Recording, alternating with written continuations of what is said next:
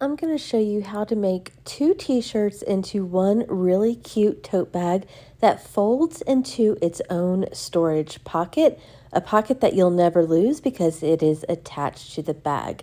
So let's get going. I'll show you how to do it. First, have two t-shirts. One is going to be the outer, one is going to be the inner pocket.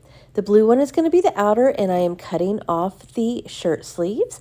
And then I'm going to come in and adjust the neckline in order to make the bag handles. If you need a little bit slower tutorial on how to make these t-shirt bags, I also have a general t-shirt bag tutorial that I will link to below. I used a big bowl in order to make that half circle to cut out the neckline. You can do it freehand, whatever works, and I just used a marker to mark it and then cutting through all the layers to cut out that neckline. Once you do that, you're going to have the bag handles that are on each side. Super easy. You don't have to worry about the edges fraying because t-shirt fabric doesn't really fray. Now we're going to turn it inside out. Now this is going to be just a little bit different than the other t-shirt bag. I'm going to even up the edges on the bottom, and I'm going to fold it almost all the way in. In the other t-shirt tutorial, it was only being folded in about 2 to 3 inches. This one's a little different because you want to go almost all the way in. Now I'm going to take that second t-shirt and I'm going to lay it across the width of that. And just, this doesn't have to be perfect, but about 1 inch in from the edge, about 1 inch in from the other edge. And then I'm going to cut a square out of that.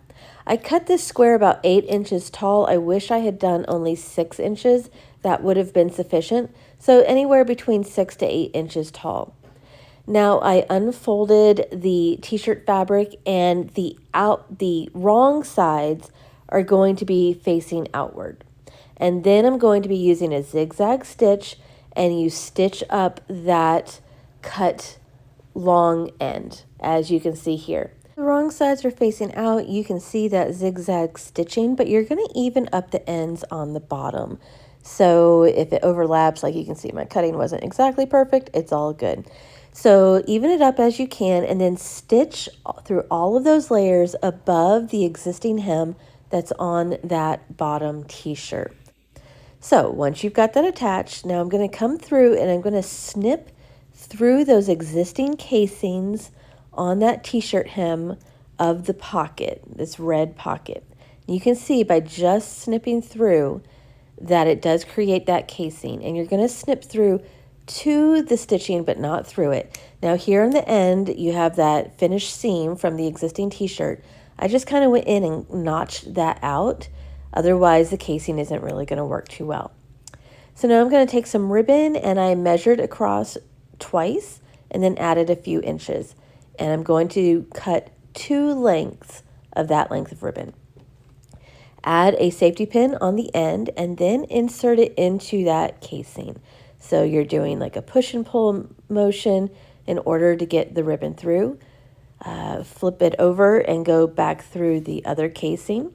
Be sure to hold on to the end of the ribbon so you don't accidentally pull that through completely, and then knot it on that side. Now with that second ribbon, I'm going to go through on the side where it's like folded around, and then insert it with the push and pull method with a safety pin. Comes out the other side where there is a knotted end, and loop it around and come back through, if that makes sense. Hope it does. You don't have to have 2 drawstrings. You could make it work with 1. That would be completely fine. Just trim up the ends. You could also use t-shirt yarn if you wanted as well. So now you have a drawstring bag, and that is sewn to the bottom of your tote bag.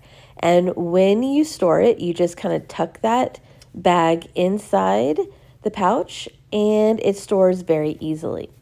So you will need to turn the tote bag inside out in order to get it into this storage pocket. And then once the storage pocket is open, the bag is revealed. If you'd like to see the written instructions, those are available on easythingstosew.com. I'll leave the link below. Happy sewing!